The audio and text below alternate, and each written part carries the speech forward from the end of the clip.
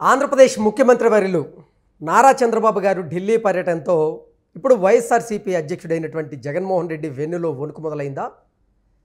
చంద్రబాబు గారు ఢిల్లీ పర్యటన తర్వాత ఆంధ్రప్రదేశ్ మద్యం కుంభకోణంలో జగన్మోహన్ రెడ్డి అరెస్ట్ అవ్వడం ఖాయమా అంటే అవుననేటువంటి సంకేతాలు అయితే బలంగా వినపడుతూ ఉన్నాయి. ఈ నేపథ్యంలోనే ఇదే అంశం మీద మనం పూర్తి స్థాయిలో విశ్లేషణ చేసుకుందాం. ప్రస్తుతం మనతో పాటు ఉన్నారు ప్రముఖ రాజకీయ విశ్లేషకులు, ప్రముఖ సీనియర్ జర్నలిస్ట్ డివిఎస్ గారు. సార్తో మాట్లాడదాం. సార్ నమస్తే. సార్ నమస్తే. చంద్రబాబు గారి ఢిల్లీ పర్యటనతో ఇప్పుడు జగన్మోహన్ రెడ్డి వెన్నులో వణుకు మొదలైందా? చంద్రబాబు గారి ఢిల్లీ పర్యటన అనంతరం ఆంధ్రప్రదేశ్లో జరిగినటువంటి మద్యం కుంభకోణంలో జగన్మోహన్ రెడ్డి అరెస్ట్ అవ్వడం ఖాయమా అంటే ఏం చెప్తారు?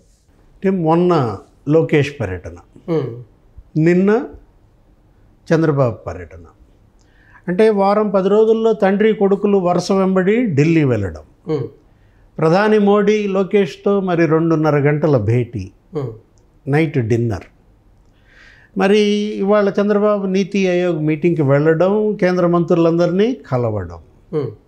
బేజారెత్తిపోతున్నారా? బెంబేలెత్తిపోతున్నారా? జగన్మోహన్ రెడ్డి, వైఎస్ఆర్ కాంగ్రెస్ పార్టీ జగన్ అరెస్ట్ అంటున్నారు. అసలు జగన్మోహన్ రెడ్డి అరెస్ట్ అవుతాడో లేదో తెలియదు, కానీ అసలు already YSR Congress party prepare అయిపోయినట్టుంది. వీళ్ళే ముందే అరెస్ట్ చేసేసినట్టున్నారు. అంటే ఇప్పుడు ఈ పర్యటనలకి జగన్మోహన్ రెడ్డి అరెస్ట్కి ఏమైనా సంబంధం ఉందా? వీళ్ళేమో వీళ్ళ యొక్క రాష్ట్ర అభివృద్ధి లక్ష్యంగా వీళ్ళు అడుగులేస్తుంటే, వీళ్ళు కేంద్రం నుంచి నిధులు రాబట్టడం, ఆంధ్రప్రదేశ్ సమస్యలు, వాటి పరిష్కారం, అన్వేషణ, దీంట్లో వాళ్ళు తలమునకలుగా ఉంటే, జగన్మోహన్ రెడ్డి లేకపోతే వైఎస్ఆర్ కాంగ్రెస్ పార్టీ వాళ్ళు ఏమంటున్నారు? మాపై కేసులు టైట్ చేయించడం కోసమే వీళ్ళు పదే ఢిల్లీ వెళ్తున్నారు, మా మనిషిని అరెస్ట్ చేయించడం కోసమే ఢిల్లీ వెళ్తున్నారు, ఇట్లా ఏదో సిస్టమ్స్ని వీళ్ళు ఏదో మేనేజ్ చేయడానికి వెళ్తున్నారు అన్నట్టుగా వాళ్ళు. ఇప్పుడు గుమ్మడికాయ దొంగలు ఎవరంటే భుజాలు తోడుకున్నట్టుగా ఎందుకంత ఉలిక్కిపాటు? ఇప్పుడు గవర్నర్తో భేటీ చంద్రబాబు, వెంటనే వీళ్ళు భయపడటం. అంటే ఇప్పుడు గవర్నర్తో భేటీ అవ్వటం అనేది సాధారణ అంశం. ఇప్పుడు అక్కడ యుద్ధం జరుగుతుందనో, లేకపోతే ఇండో పాకిస్తాన్ వార్ గురించో, ఇంకా ఇతరమైనటువంటి అంశాలు, సీజేతో ముఖ్యమంత్రి భేటీ, హైకోర్టు చీఫ్ జస్టిస్తో భేటీ అనగానే వీళ్ళు బెంబేలెత్తిపోవడం, అవి మామూలుగా టెక్నికల్గా జరిగే అంశాలు. ప్రోటోకాల్ ప్రకారం ఆయన మీటింగ్స్ ఉంటాయి. ఎవరి ముఖ్యమంత్రి ఇప్పుడు నీతి ఆయోగ్ భేటీకి వెళ్ళాడు ఆయన. ఇప్పుడు ఆయన ఒక పనికి వెళ్తే 10 పనులు చక్కబెట్టుకొస్తాడు. ఎవరు? చంద్రబాబు నైజమే అది. ఇప్పుడు ఢిల్లీ వెళ్తున్నాడు, ఇవాళ నీతి ఆయోగ్ మీటింగ్ ఉంది కాబట్టి ముందు రోజు ఆ తర్వాత రోజు కూడా 2-3 మీటింగులు పెట్టుకుంటారు. ఇప్పుడు నిన్న చూసాం మనం 7 కేంద్ర మంత్రులతో ఆయన భేటీ. అసలు ఏంటి, ఇక మార్నింగ్ నుంచి నీకు సాయంత్రం దాకా ఇక సమావేశాలు. ఇప్పుడు మనం చూసాం ఏది, అక్కడేదో ఓర్వకల్లు లేపాక్షి హబ్, అక్కడేదో యాపిల్ ఎలక్ట్రానిక్ సిటీ, అక్కడ దానికి అనుమతుల కోసం, లేకపోతే శ్రీహరికోట, అక్కడ ఏరోస్పేస్ సిటీ, లేదు రాజ్నాథ్ సింగ్ని కలిశారు. రాజ్నాథ్ సింగ్ ద్వారా అక్కడ జగ్గయ్యపేట, దొనకొండ ఆ క్లస్టర్లో మొత్తం మాకు డిఫెన్స్కి సంబంధించినటువంటి కర్మాగారాలు, డిఆర్డిఓ, లేకపోతే అక్కడ మిసైల్ క్షిపణి కేంద్రం నాగాలంకలో మొన్న ప్రధాని మోడీ వచ్చి శంకుస్థాపన చేశారు 1500 కోట్లతో, లేకపోతే హిందూపూర్ నేపథ్యంలో అక్కడ డిఫెన్స్ అకాడమీ, అసలు సైనిక్ స్కూల్స్, కంటోన్మెంట్ ఒకటి పెట్టమని అడిగారంట.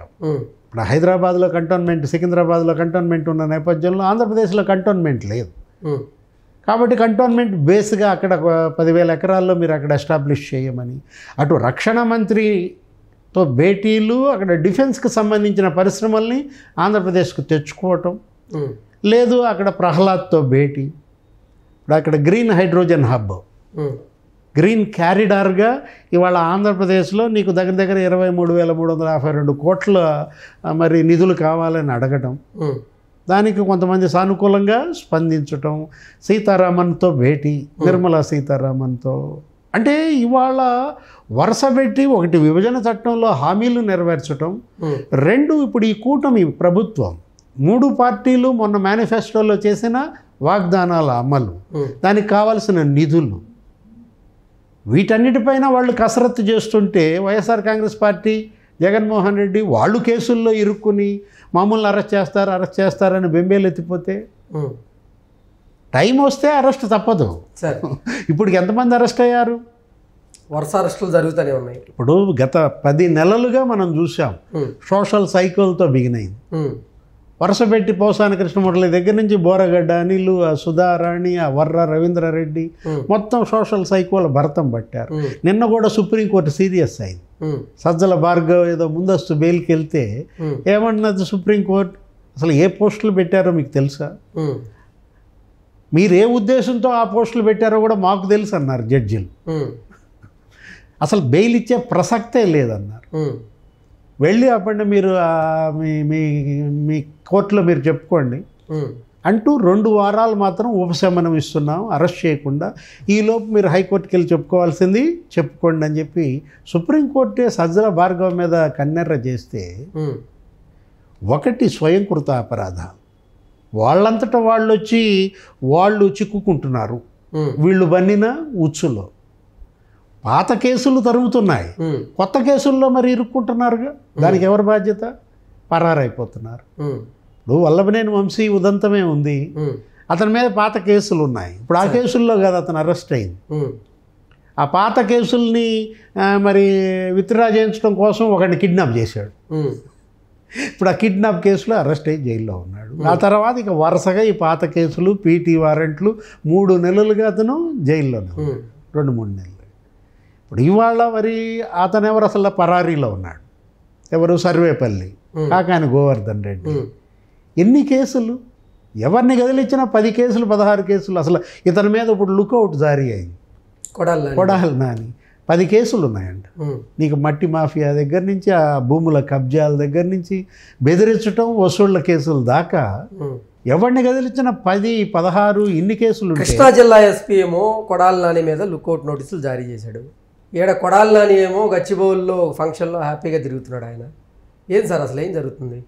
అంటే లుకౌట్ నోటీసులు జారీ చేయడం అంటే అతను విదేశాలకు పారిపోకుండా చూడటం, నెక్స్ట్ ఆ పాస్పోర్ట్ స్తంభింపజేయడం. ఇవాళ ఏంటి, అతను ఫంక్షన్కి అటెండ్ అయ్యాడు అంటే ఏంటి, అది నేను ఎక్కడికి పారిపోవట్లేదు, నేను ఇక్కడే ఉన్నాను అని క్యాడర్కి చెప్పుకునే ప్రయత్నమా? కాకాని గోవర్ధన్ రెడ్డి కూడా తిరుగుతున్నాడు. ఇప్పుడు మాజీ మంత్రులుగా పనిచేసిన వాళ్ళకి ఈ పరిస్థితి. అసలు లుకౌట్ సర్క్యులర్ వచ్చిందంటేనే తల నాలుకేసి కొట్టుకుజావా. ఇప్పుడు అసలు అంత చెడ్డ పేరు, అసలు ఎవరికి లుకౌట్ ఇస్తారు? పత్తా లేకుండా పోతే. ఇక్కడ ఫంక్షన్కి అటెండ్ అవ్వటం కాదు, నువ్వు అక్కడ ఫంక్షన్కి ఎందుకు అటెండ్ అవ్వట్లా? నీకంత దమ్ము ధైర్యం ఉంటే నువ్వు విజయవాడలో దిగచ్చు కదా, అక్కడ నీ గుడివాడలోనే నువ్వు అటెండ్ అవ్వచ్చు కదా. ఎంతమంది ఫంక్షన్లు చేసుకోవటంలో నీ క్యాడరు, నీ నాయకులు. అక్కడికి వెళ్తే వాళ్ళందరూ వచ్చి వాళ్ళ యొక్క ఇది వినిపిస్తారనా? మా సంగతి ఏం తెలిసో, మా డబ్బులు మాకు అని చెప్పి పంచాయతీ కూర్చుంటారనా? ఎందుకు పారిపోతున్నారు వీళ్ళందరూ? ఇప్పుడు ఈరోజు జగన్మోహన్ రెడ్డి అడిగారు జర్నలిస్టులు కూడా, ఏమండి మిమ్మల్ని కూడా అరెస్ట్ చేస్తారంట కదా, రెడీయా అని. వెయిట్ చేస్తున్నా అన్నాడంట. రమ్మను, వెల్కమ్ అన్నాడంట. మరి మనం ఏమనుకున్నాం, అతను నిన్న ఉంటాడు తాడేపల్లిలో ప్యాలెస్లో అనుకున్నాం. జంప్ అంటే ముఖ్యమంత్రిగా పనిచేసినాడే పారిపోతుంటే ఇంకా మంత్రులు పారిపోక, ఎమ్మెల్యేలు పారిపోక ఏముంటుందో అని. ఇవాళ వైఎస్ఆర్ కాంగ్రెస్ పార్టీ రెపరెపలాడుతోంది. ఏది ఇవాళ గాలికి ఆరిపోయే దీపంగా ఉందన్నమాట. ఎప్పుడు ఎవరు దాన్ని ఆర్పుతారో తెలియని పరిస్థితుల్లో మినుకు మినుకుమంటారు. Okay sir, thank you so much.